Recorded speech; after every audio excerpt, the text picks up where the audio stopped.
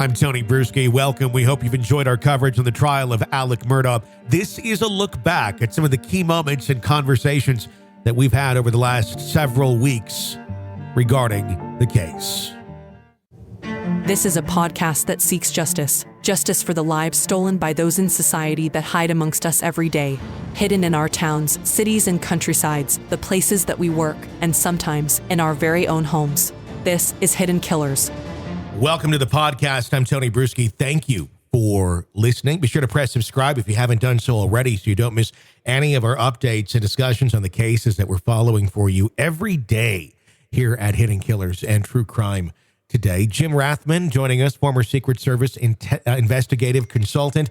Jim, I want to ask this as we go into a discussion about the Alex Murdaugh case. Some new video coming out just days ago. And the video I'm speaking of, there's been a lot. What I'm speaking specifically is the body cam footage of the officers arriving at the scene of his compound the night of the murders. It's literally them opening up the doors, turning on the flashlights, walking out, and there's Alex Murdaugh in a stark white t-shirt smelling downy fresh.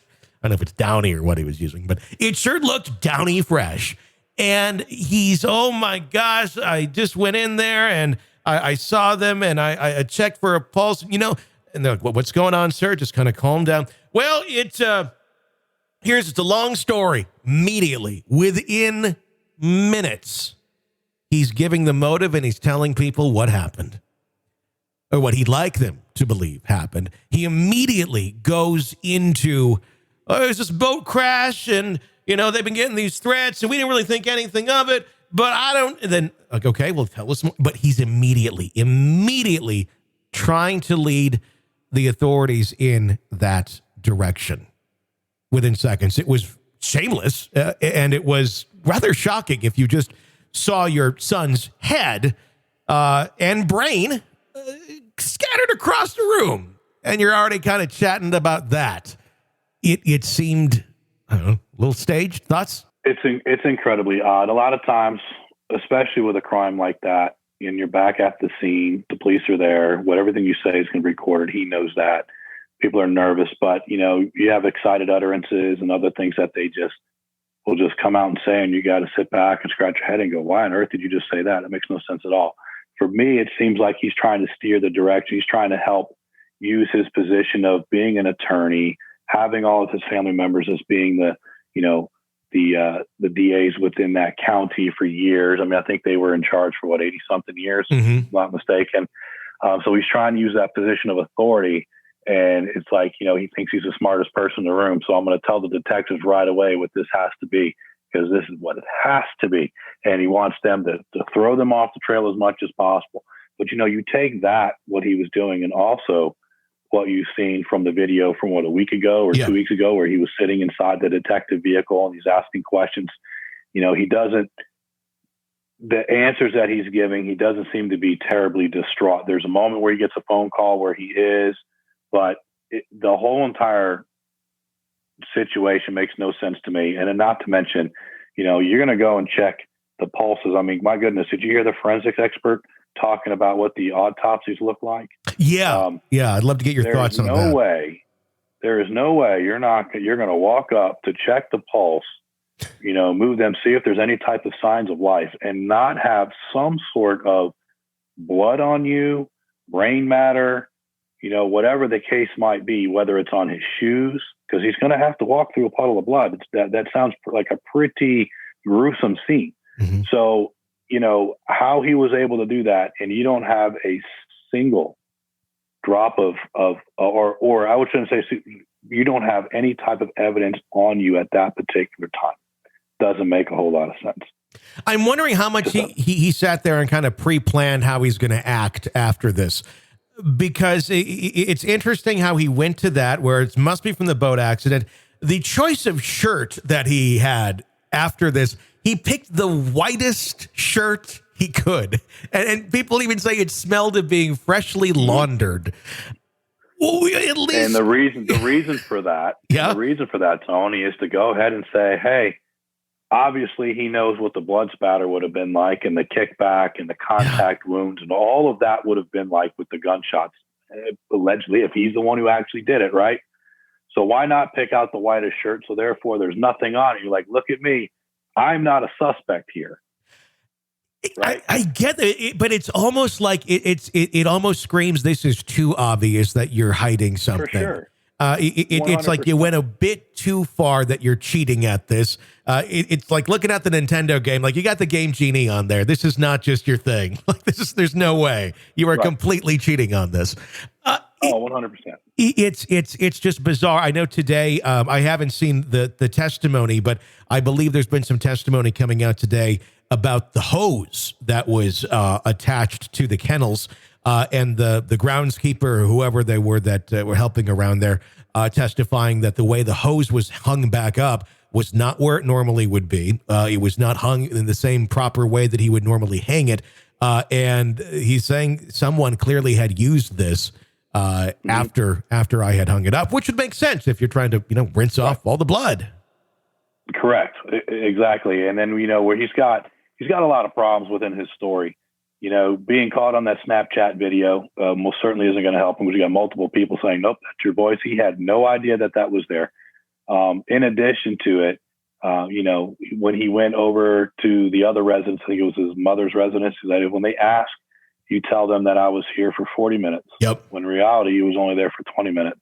One of the firearms used in this crime is still missing. And one of the biggest pieces of all, I wouldn't say the biggest piece of all, but what doesn't make sense either is, look, nobody's going to come.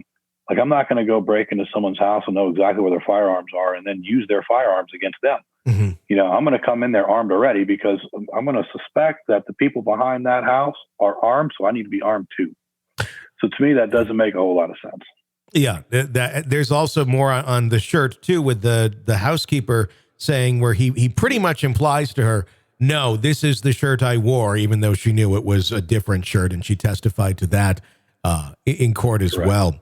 Another thing that I'd seen in a more recent interrogation video, and this is the one that just came out yesterday, it's about an hour in length, and he goes from, being very sad, upset, hysterical, to in the next breath, hey, buddy bum butt over there, or whatever the name of somebody is. They have really interesting names there.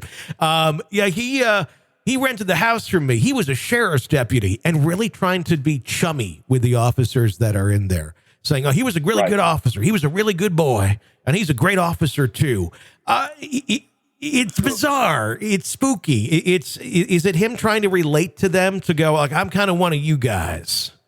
It's a distraction technique. And again, another position of power. Now, I can tell you, in cases I've worked, I've had people do that kind of stuff to me. We used to have the department I worked at, our sheriff actually was in a sheriff's band. And so they had this one guy one time, he committed a really terrible crime against his wife. And that's what he was trying to do to distract me. Like, hey, I used to listen to your sheriff when he played in the sheriff's band. And he's trying to act like one of the good old boys, like, I'm one of you. Yeah. Right. So don't look at me. Let me throw some stuff out there, letting you know who I know. I'm friends with this person. I'm friends with that person. And it's completely a distraction. That's all it is just try to win them on your side. Try to make your story as believable as possible.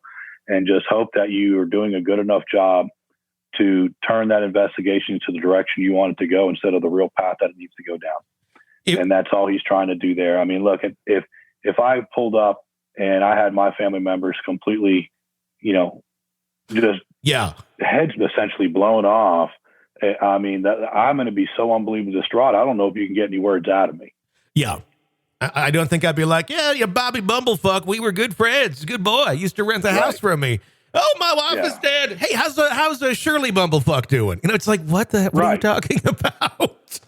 The last thing on earth I care about is any type of friendships, personal connections with people outside of my immediate family, because I don't know if I'm ever going to be able to live again. That's kind of how it would feel. You can't breathe. You're, just completely heartbroken and devastated.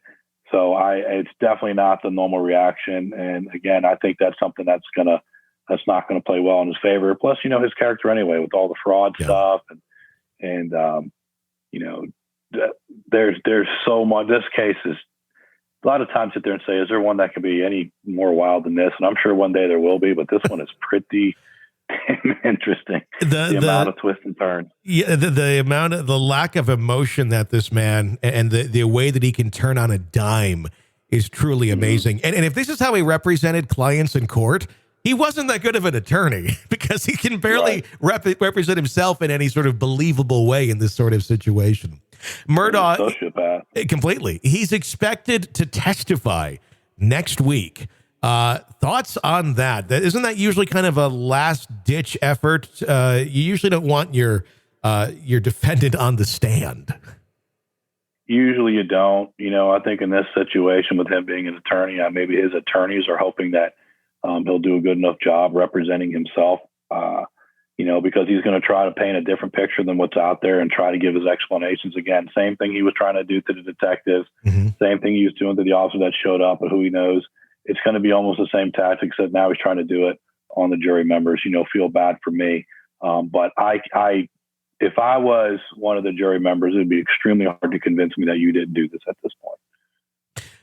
Without a doubt. I think it would be almost at this point when he goes on the stand to hear what he says, difficult not to laugh almost at whatever show he's going to be putting on.